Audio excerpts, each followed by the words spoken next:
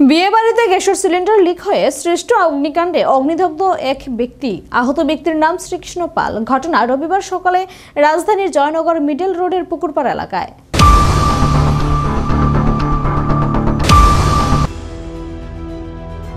বিয়ে বাড়িতে রান্নার গ্যাসের সিলিন্ডার লিক হয়ে অগ্নিকাণ্ড।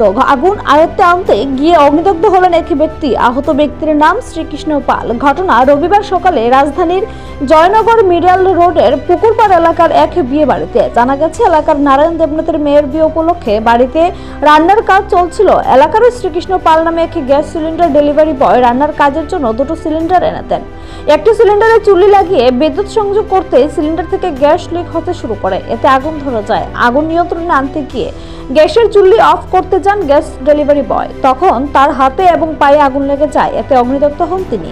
এরই মধ্যে খবর পেয়ে দমকল কর্মীরা ছুটে এসে আগুন আয়ত্তে আনেন। তারা অগ্নিদগ্ধ ব্যক্তিকে উদ্ধার করে জিবি হাসপাতালে নিয়ে যান। এদিন জিবি হাসপাতালে আহত শ্রীকৃষ্ণ পাল জানান, গ্যাসের সংশ্লিষ্ট চুল্লিতে গোলযোগ ছিল, তা থেকে এই অগ্নিকাণ্ডের উৎপত্তি। তিনি চুল্লির সুইচ অফ করতে গেলে শরীরে আগুন লেগে যায়।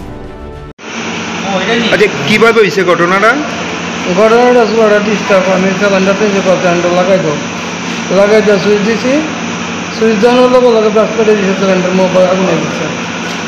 আগুন মেরে আমি উড়ে আছি। পরে আপনারা হাসপাতালে গিয়ে আনছে? ভাই এত স্কুল করছে। এমনিতে সিলিন্ডার ব্রাস্ট হওয়ার পরে কি বাড়ি ঘরে কোনো আগুন লাগছে? লাগানোর চেষ্টা করছে, কিন্তু কম্বল দিয়ে রেখে দিয়ে তারা কম্বল দিয়ে। বাড়ি ঘরের কোনো ক্ষতি হয়েছে? একটু তো ক্ষতি হয়েছে, বিয়ে বাড়ি একটু ক্ষতি হয়েছে। আপনি কতদিন ধরে এই গ্যাসের কাজ করেন? হয়তো 10 বছর। নাম কি আপনার? শ্রীকৃষ্ণ পাল। আর যার বাড়িতে ঘটনাটা হয়েছে? নারায়ণ দেবনাথ। কোন জায়গাতে?